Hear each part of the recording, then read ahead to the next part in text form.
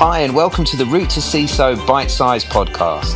I'm your host, Kris Rides, and in these bite-sized episodes, we'll be speaking to experienced cybersecurity hiring managers. We'll be asking their advice on how you can stand out from the crowd to make the career moves you desire. My very last question, I always end on it, is a piece of advice that you'd give yourself. So, yeah, if you think about early career Don, like what's, you've grown wise over the years. What's the piece of advice that you tell yourself or that you'd wish you'd sort of maybe done a bit sooner? Advice I would give my younger self is be intentional about how you use your time and what you prioritize, because there's a lot of different things you can focus on, right? But what I've learned over time in my career is pausing, taking a moment to even write down, what am I focusing on? What are my priorities? And that could be personal or professional. What am I trying to achieve so that I'm not pulled in different directions just because it's a good idea to do something or it's an opportunity? If I go back to what I'm trying to accomplish, it could be a good opportunity. It's not what I set out to do. And so I'm going to say no to this and yes to continuing down the path I set out for myself. And I think that's a big key, is learning how to say no. I've had a lot of things come at me, and I've said yes to a lot of things that I should not have. And so, note to self: be willing to say no. Be willing to stay laser focused on what your priorities are, and make sure you revisit those, but clearly articulate those for yourself and follow that. If you could go back and whisper in the ear of your early career self, having all of this wisdom and all of this experience, what's the one piece of advice you'd go back and give yourself? Don't be so afraid. Right? Don't be so afraid. Risk averse, remember? I kept saying that? Yes, yes. Fear sometimes got in my way. Fear of failure, fear of not knowing enough, fear of what people would think of you, right? We all have different types of fears. So I think sometimes it got in my way. Yeah, I can imagine. And it's interesting you say it, because I think it's one of those things where the more experience and the wiser you get, the more you realize there's less to be scared of, because that's right. You get stuck in some situations where you wish you'd never been stuck in them, but you can't control it. And then when you look back on it, you were like, wow, I learned quite a lot from that, or this is what I got from that. There was a gentleman who used to go out and coach, let's say, high schools in less than well-off areas to try to coach them into how do you get yourself ahead when you're starting off so far behind in life, right? And his advice always was, get a job, because one job leads to the next job. Even if that job's not a great job, then the next job, and then the next, and the next, and the next, and you learn and you're building from that. Even if you're privileged enough to get a head start, right? Yeah. Getting something and not being afraid to just go out and do it, it's not a lifetime commitment, right? You can adjust things, right? Like if I say, yeah, I spent 4 years in college, 8 years going to school, and I got my law degree, and now I totally hate it. Yeah, you did spend a lot of money on that, but it's still not impossible to say, what adjacent to this can I do that still leverages what I spent that money on to go do?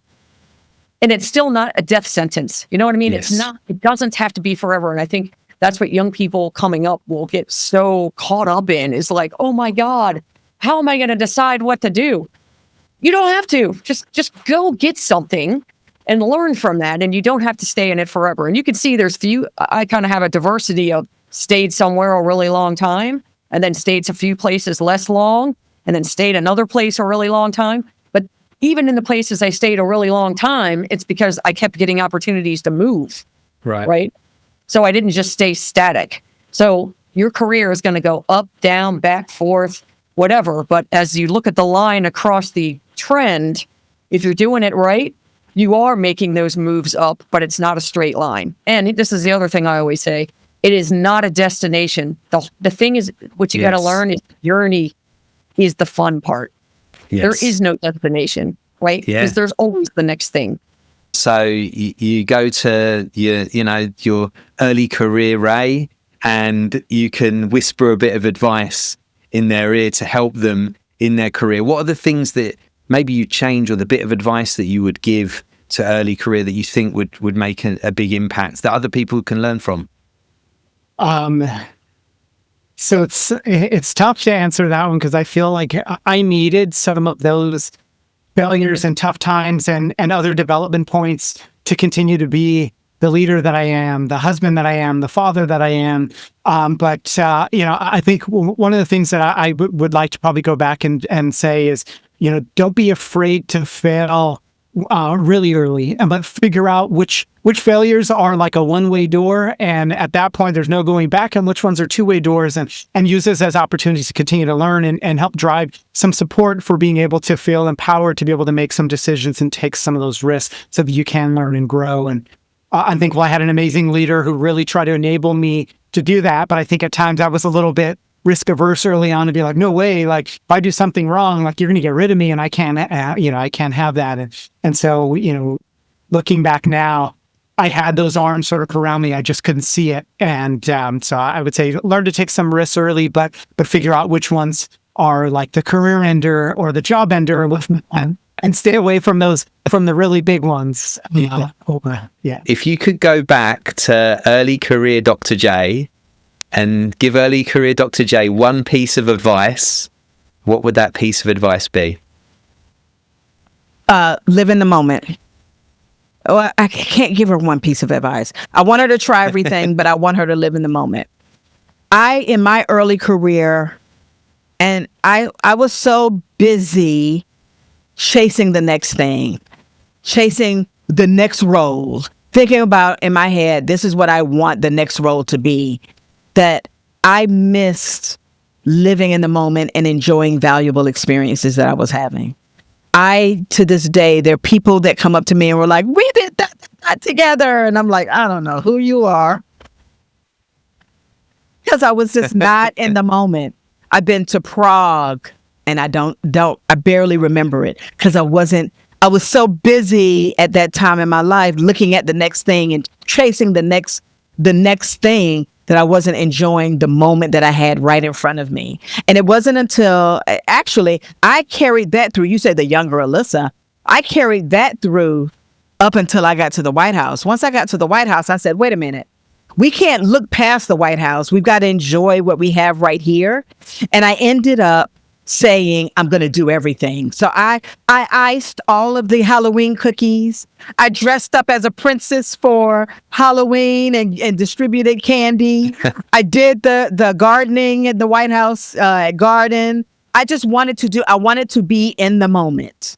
Every time I had a meeting in the Roosevelt Room, I looked around, I soaked it in, and I enjoyed that moment and that experience. Every exchange that I had with President Obama, I remember those experiences. I enjoyed those experiences.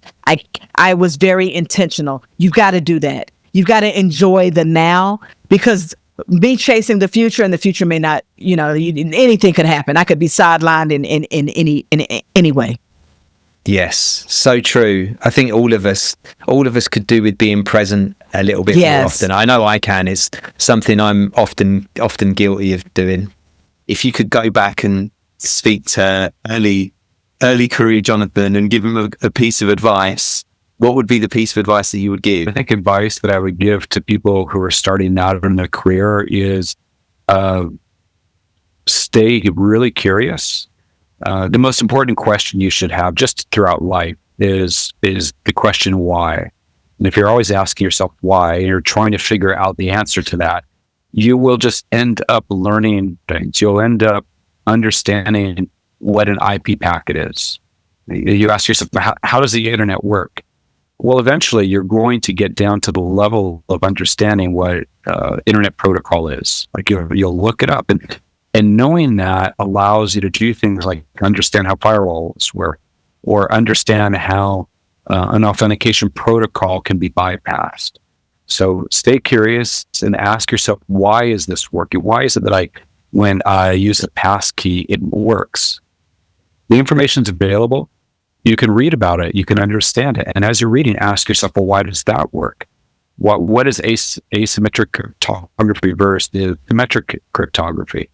ask that question and try and find out the answer. So stay curious, and that will lead to you becoming an expert in an area, and that will lead to more job opportunity. It will lead to more career growth.